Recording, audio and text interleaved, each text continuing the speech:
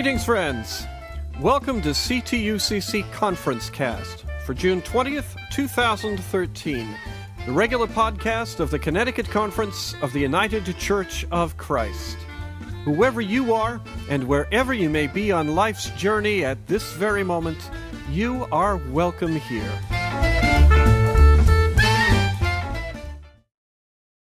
We begin this week's Conference Cast with this meditation from Charlie Kuchenbrod, Associate Conference Minister for Endowment Ministries.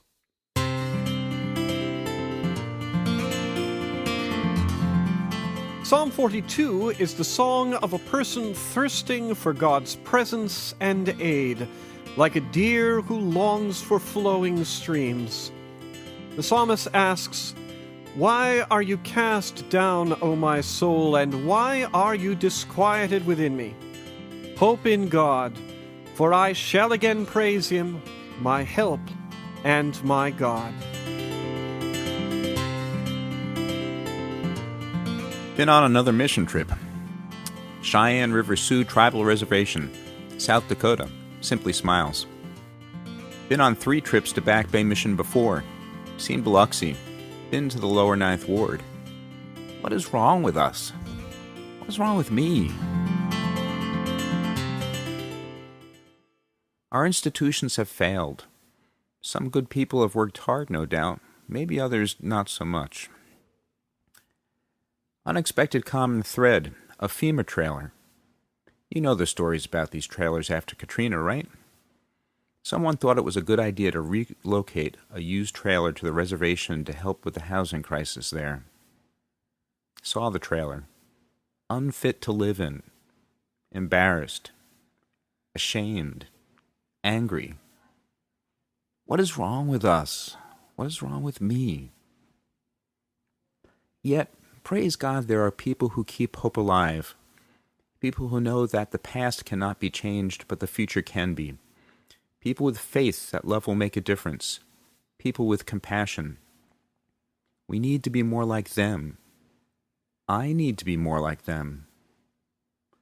We all belong to God. Us and them, there is only us. Compassion, yes. Social justice, yes. We can do more. I can do more. Will we? Will I? God help us, please.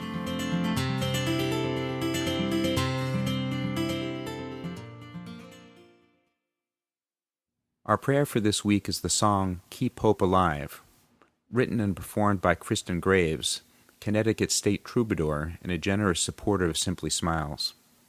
We thank her for giving us permission to include her work in this week's Conference Cast. Met a little girl yesterday. She's so poor, doesn't even have a name. But Mom and Dad, they love her, just can't feed her or her brother. Hunger like that, you can't even pray. Young black man on the streets of Chicago.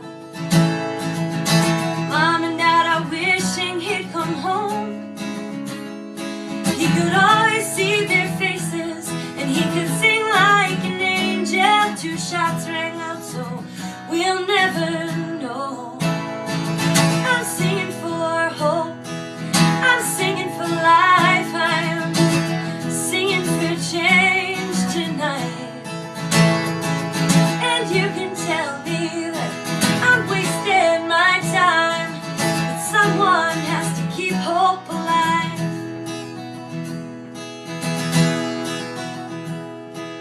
Little boy living on the prairie. Here's a story of when the West was free. And he's too young to think it, but with one last broken promise, he says, "Will the world even miss me?" So I'm singing for hope. I'm singing for life. I'm singing for change tonight. And you can tell me that I'm wasting my time, but someone has to keep hope alive. Well,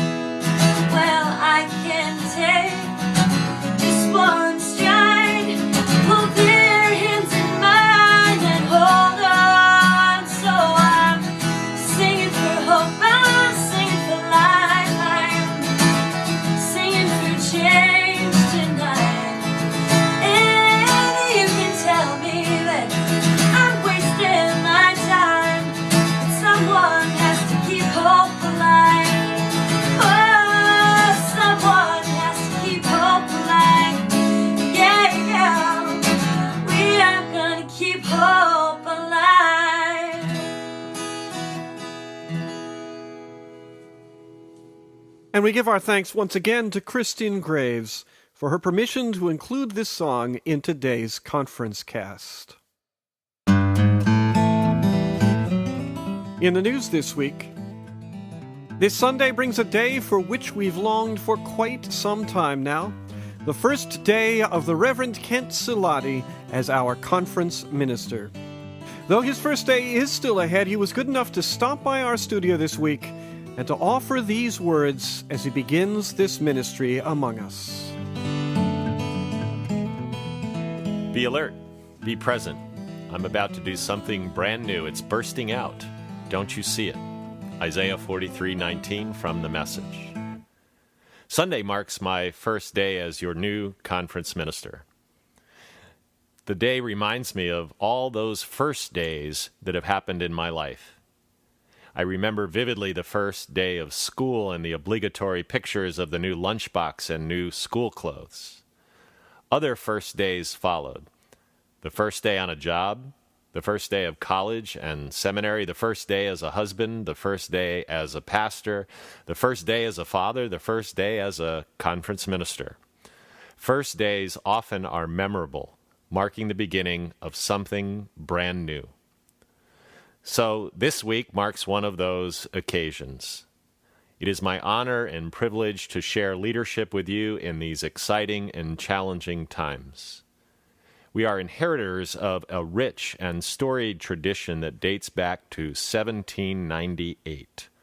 Our forebears in the faith cared deeply about sharing the gospel of Jesus Christ, and they had a passion for making the faith known to the far reaches of their world. You know, faraway places like Vermont, Ohio. We stand on the shoulders of those who have gone before us, who had a deep desire to make a difference through sharing God's love and concern for the world in which they lived. I am so keenly aware of those saints who have kept the faith so that we might do the same in our own time. Our time is now. We are stewards of the local churches where God has called us each to serve. We are stewards of the Connecticut Conference, which exists to call us together and to engage in mutual mission and ministry in our time. We are stewards of the United Church of Christ, which exists to live out the core values of extravagant welcome, transforming lives, and boldly proclaiming that we are followers of a still speaking God. We are called to make a sustainable difference in the communities of Connecticut where we make our homes. We are called by God to share God's love with all whom we meet and to love our neighbors in radical and extravagant ways. We are called to work for justice. As I begin my ministry among you, I bring a sense of urgency about where we need to go together. The times in which we live call for a new way of being the church and a new way of sharing the gospel. It really is an amazing time to be part of the church in these days. These are times that call for adaptability and experimentation. We need to learn new ways of being the church, new ways of living and acting differently. One of my favorite words these days is kaizen, K-A-I-Z-E-N. It is a Japanese principle that builds learning into any system. It's about continually improving, of trying to make changes for the better. One of the ways that we enact Kaizen is by asking questions. And so here are some of my questions as I begin my first week among you. What ministries in the conference are equipping life and making a difference? What's missing in the conference's life that, if it were present today, would make a difference? Who's not present in our churches? Who's not present in our conference? And do we care? How do we become relevant to generations absent in too many of our churches? Is the love of Jesus evident in our midst? What if the driver for our life together was not one filled with anxiety over diminishing resources or even worse, apathy, but rather a commitment to using the resources we do have and set about aligning them with God's priorities.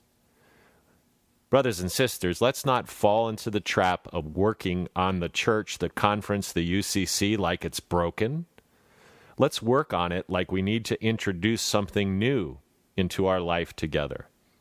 I do believe that God is doing something new in our time, and it requires us to pray for God's Spirit to continue to be revealed among us and to allow God's leading to take us to places we never imagined that we would or could go.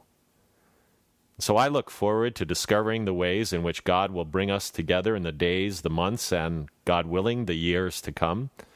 I invite your prayers for my ministry, and I will uphold you in my own prayers.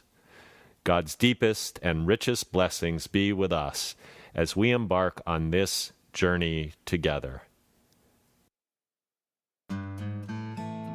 NATO forces formally handed over security responsibilities in Afghanistan to the Afghan government this week, but troops from the United States and other NATO nations remain in the country, training Afghan soldiers, building roads and facilities, and treating the wounded in the ongoing conflict with the Taliban. Amidst the dangers and stresses of duty in war zones, and amidst the harsh realities of recovering from that duty, Holy Joe's cafes have proliferated overseas and on military bases here at home. They offer a safe place where servicemen and women can come as they are, enjoy a cup of coffee, and find a military chaplain to hand, with a smile, a prayer, a listening ear, and access to resources both mundane and profound. Creating those spaces and providing those cups of coffee has been the ministry of the First Congregational Church UCC in Wallingford, where Holy Joe's was born on Pentecost Sunday 7 years ago. With no paid staff, Coordinator Tom Jastrzemski and other church volunteers have delivered literally tons of coffee to over 900 locations around the world, including forward operating bases in Afghanistan, trauma centers, rehabilitation hospitals, and even Navy ships. Jastrzemski calls Holy Joe's an oasis for service members, a sign that those back home remember them, and a doorway to help for those who need it. For instance, among the duties of UCC minister and Army chaplain, the Reverend Nancy Charlene Johnson Sabreda, currently posted in Afghanistan, is providing suicide prevention training to her colleagues in ministry. Suicides among service members reached an all-time high in 2012. They say, "Let's go get a cup of coffee," but they mean, "Let's go talk to the chaplain," says Jastrzemski. Holy Joe's donations come from coffee producers such as Green Mountain Coffee Roasters, and also from individuals and churches through the UCC's Equal Exchange Coffee Program. Visit our website to learn more about how you can help. Among the resolutions that will be considered by the UCC's General Synod next week, two come from here in Connecticut. Last fall, the conference approved a resolution affirming the full rights of women in church and society. The measure arose out of a conversation among board members of CT Women of the UCC, as they considered a long list of legislative initiatives and rhetorical flourishes that sought to roll back women's rights, particularly around health care and family planning. They determined that it was time for the church once again to declare that attempts to subjugate one gender to the other are contrary to the will of God. The other resolution from Connecticut coming to Synod is an affirmation of outdoor ministry, which has been such a blessing to us here in the state through Silver Lake Conference Center. I will be at General Synod to provide coverage on behalf of the Connecticut Conference, and also I'll be contributing stories to United Church News. You'll be able to watch a live video stream at ucc.org/synod, that's SYNOD, and make sure to check out the emerging stories at ucc.org/news, as well as here at CTUCC.org/news. I do hope to have a conference cast next week, but it will be very late in the day, as I'll spend most of next Thursday on my way to Long Beach, California for Synod. Make sure to visit our website for more on these and other stories, including Liz Miller's review of Lillian Daniels' book, When the Spiritual But Not Religious Is Not Enough, and a profile of the Reverend John Van Epps, pastor of the Iverton Congregational Church UCC, and also, ConferenceCast listeners will appreciate, archivist of the Connecticut Conference, and the regular contributor of our Touchstones with History series. For all the current headlines, visit us at ctucc.org/news. Come to Silver Lake on Sunday to celebrate and to dedicate the newly expanded Cedars Dining Room and the fully renovated Retreat Center. Our new conference minister, the Reverend Kent Siladi, from whom you heard earlier today, will begin his ministry with us on this festive day. I'll see you there.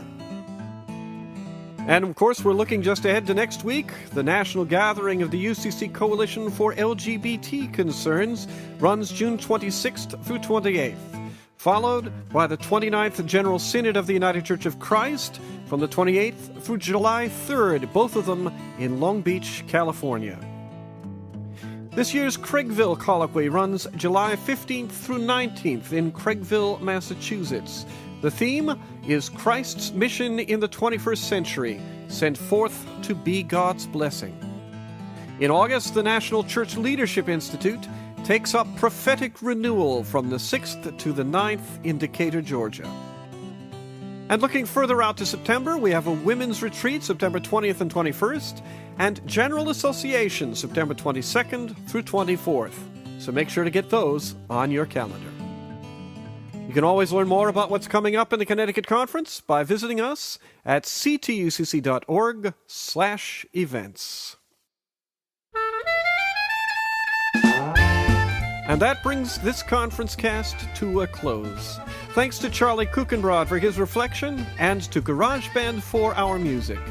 Primary funding for Conference Cast comes from your congregation's gifts to our church's wider mission, basic support, changing lives through the United Church of Christ.